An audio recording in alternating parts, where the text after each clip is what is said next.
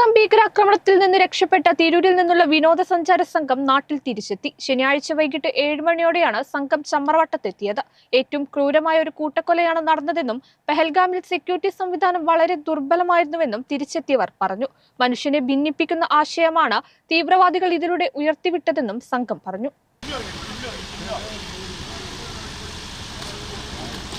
Alathur memento group tour പാക്കേജിലുള്ള വിനോദയാത്രാ സംഘമാണ് കാശ്മീരിലെത്തിയത്.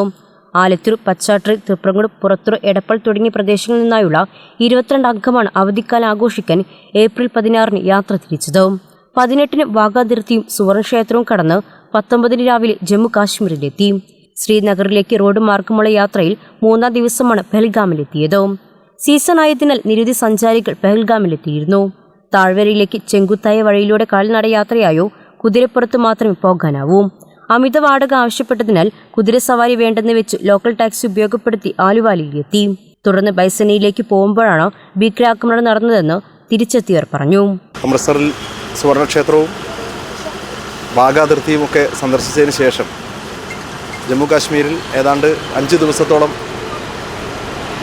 അവിടെയാണ് ശ്രീനഗറിലും ജമ്മുവിലുമായിട്ടാണ് താമസിച്ചത്. ഞങ്ങളുടെ യാത്രാ പരിപാടിയുടെ ഏറ്റവും അവസാന ദിവസമാണ് പഹൽഗാമിൽ ഞങ്ങൾ യാത്ര നിശ്ചയിച്ചിരുന്നത്. ഞങ്ങളുടെ യാത്രക്കിടയിലാണ് വളരെ നമ്മുടെ രാജ്യം ആകെ ഞെട്ടലോടെ കേട്ട ഏറ്റവും ഭീകരമായ ആക്രമണം ഉണ്ടായത്. ഈ ആക്രമണം നടക്കുന്ന സമയത്ത് അതിൻ്റെ പരിസര പ്രദേശങ്ങളിൽ തന്നെയാണ് ഞങ്ങളുണ്ടായിരുന്നത്.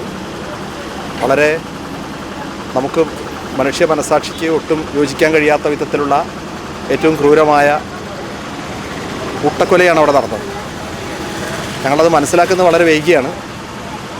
വളരെ ഒരു ആദ്യത്തെ ഞങ്ങളുടെ പോയിൻ്റ് പോയി തിരിച്ചു വരുന്നതിനിടയിൽ നമ്മുടെ വാഹന ഉടമസ്ഥന്മാർക്ക് വന്ന വിളി, അതിൻ്റെ അടിസ്ഥാനത്തിലാണ് ഞങ്ങൾ ഈ വിവരങ്ങൾ മനസ്സിലാക്കിയത്. തിരിച്ചു വരുമ്പോൾ റോട്ടിലൊക്കെ കരഞ്ഞു നിൽക്കുന്ന സ്ത്രീകൾ, എന്തോ അത്യാഹിതം സംഭവിച്ച ഒരു അങ്ങാടിയുടെ പ്രതീതി ഒക്കെ ഞങ്ങൾ കാണുകയുണ്ടായി. വളരെ പെട്ടെന്ന് ഞങ്ങളെ അവിടുത്തുകാർ സംരക്ഷിച്ച് വാഹനത്തിൽ കയറ്റി ഉടൻ ടൂറിസ്റ്റുകൾ എന്ന നിലയിൽ നിങ്ങളിവിടെ നിൽക്കരുത്, ഉടൻ വാഹനത്തിൽ കയറി പോകണം എന്നാവശ്യപ്പെട്ട് അതിൻ്റെ അടിസ്ഥാനത്തിൽ ഞങ്ങൾ ശ്രീനഗറിലേക്ക് മടങ്ങിപ്പോരുകയാണ് ഉണ്ടായത്. 1-2 കിലോമീറ്റർ അകലത്തിലാണ് ആക്രമണമുണ്ടായത്. മനുഷ്യനെ ഭിന്നിപ്പിക്കുന്ന ഒരാശയമാണ് തീവ്രവാദികൾ ഇതിലൂടെ ഉയർത്തിവിട്ടതെന്നും അവർ പറഞ്ഞു. മനുഷ്യനെ ഭിന്നിപ്പിക്കുന്ന ഒരു ആശയം ആണ് ഇതിലൂടെ വർഗീയവാദികൾ, ഈ തീവ്രവാദികൾ ഉയർത്തിവിട്ടത്. ഈ പേര് ചോദിച്ച് ആക്രമിച്ചതെല്ലാം യഥാർത്ഥത്തിൽ ഇന്ത്യയിൽ ഹിന്ദു മുസ്ലിം വിവേചനം ഉണ്ടാക്കുന്നതിന് വേണ്ടിയിട്ടാണ്.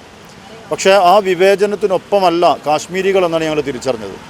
അവരടുത്ത ദിവസം തന്നെ സമ്പൂർണ്ണമായി കടകളെല്ലാം അടച്ചു പ്രതിഷേധിക്കുകയും തെരുവിലിറങ്ങുകയും ഈ ഭീകരാക്രമണത്തിനെതിരായി മെഴുകുതിരി കത്തിച്ചുകൊണ്ടുള്ള പ്രതിഷേധവും ആയിരക്കണക്കിന് ആളുകൾ പങ്കെടുത്തുകൊണ്ടാണ്.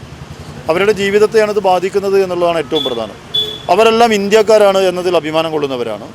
അതോടൊപ്പം തന്നെ അവരുടെ കാശ്മീരി സ്വത്വം ഉയർത്തിപ്പിടിക്കുമ്പോഴും ഞങ്ങൾ ഇന്ത്യക്കാരാണ്, ഈ നാട്ടിൽ വന്നവരെല്ലാം ഞങ്ങളുടെ സഹോദരി സഹോദരന്മാരാണ് എന്ന നിലയിൽ തന്നെയാണ് അവർ പെരുമാറിയത്. ഞങ്ങളെല്ലാം സേഫായി അവർ എത്തിച്ചതിൽ അവർക്ക് വളരെ പ്രധാനപ്പെട്ടൊരു പങ്കുണ്ട്.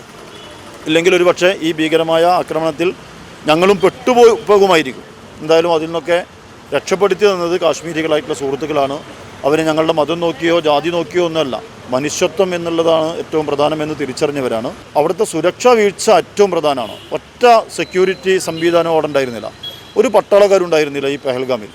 10,000-കണക്കിന് ആളുകൾ വന്നു പോകുന്നൊരു ടൂറിസ്റ്റ് പ്രദേശത്ത്, പ്രത്യേകിച്ച് കശ്മീരിൽ ഈ ഭീകരാക്രമണങ്ങളുടെ സാധ്യത നിലനിൽക്കുന്നൊരു സ്ഥലത്ത് ഒരു പട്ടാളക്കാരും ഇല്ലാതെ പോയി എന്നുള്ളത് വളരെ ഗൗരവത്തിൽ അന്വേഷിക്കേണ്ടതാണ്.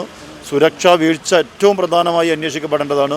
ഇതൊന്നും അന്വേഷിക്കുമെന്ന് നമ്മൾ കരുതുന്നില്ല, കാരണം ഇതിനു മുമ്പ് ഇത്തരം സംഭവങ്ങൾ ഉണ്ടായിട്ടുണ്ട്.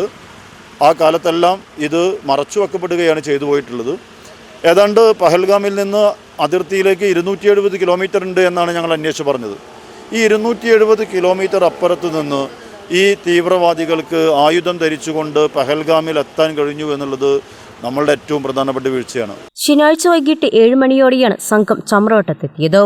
നാരായണൻ, നിഷ, അശ്വതി, അഭിനന്ദ്, റാഷിദ്, ജാനിഷ, പ്രിയ, ഐറ, കൃഷ്ണൻ, സതി, ജിഷി, ബൃന്ദ, നവൽ, നക്ഷത്ര, ഉബി, ആര്യ, ഷീജ, ഫിറോസ്, ഷൈറ, ഐഷ്ലിയ, അലിഷ ഫാത്തിമ, അദ്ന റഷീദ് എന്നിവരാണ് സംഘത്തിലുണ്ടായിരുന്നത്.